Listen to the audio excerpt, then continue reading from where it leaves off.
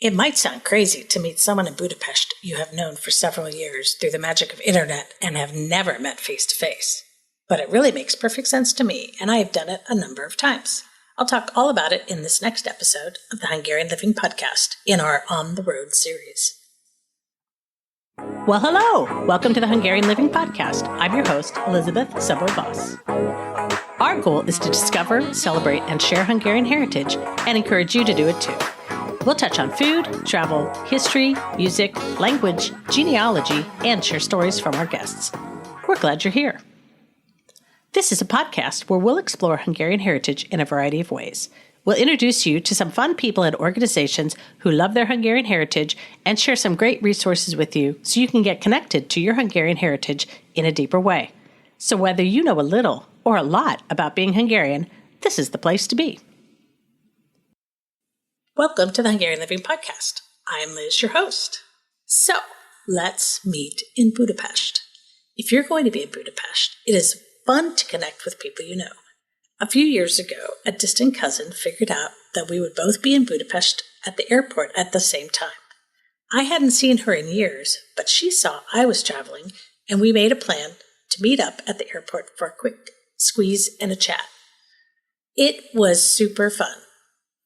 But I have to admit, I thought it was a crazy idea when my friend Andrea from Georgia suggested we meet in Budapest.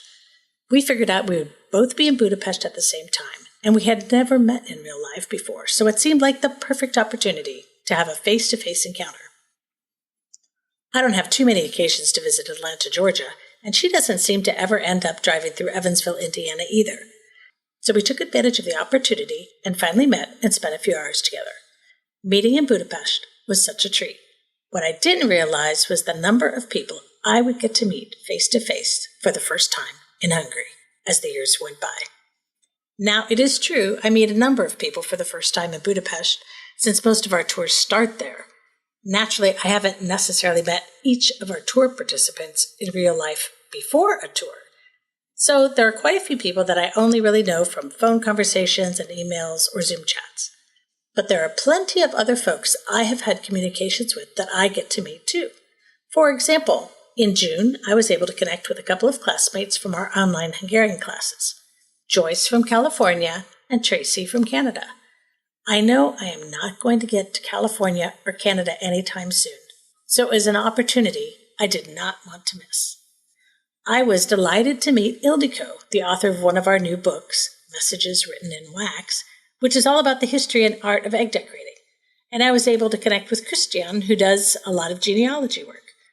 I was also able to meet Ildiko, who is very active and helpful in the Hungarian Living Genealogy Facebook group, and her husband Sándor, and we talked about some new projects Don and I are working on. It was also fun to reconnect with Zina, who teaches Hungarian folk singing in Budapest and on Zoom. I have been to her in-person sessions, and I've also taken a couple of classes online. And it's always fun to see people in real life that I end up doing things with online. And you know me, I'm always looking for interesting ways to deepen my connection to my Hungarian heritage. But I don't want to give you the impression that Budapest is the only place to meet people. On our way to visit family, we stayed in Miskolc for a few nights, and I finally met Gergely, one of our Hungarian instructors. After working with him for over 3 years in this adventure of offering online Hungarian language classes, it was so fun to meet him face to face.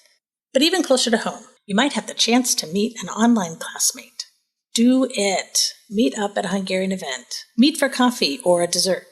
If you have a little business nearby with a Hungarian connection, stop in and support them.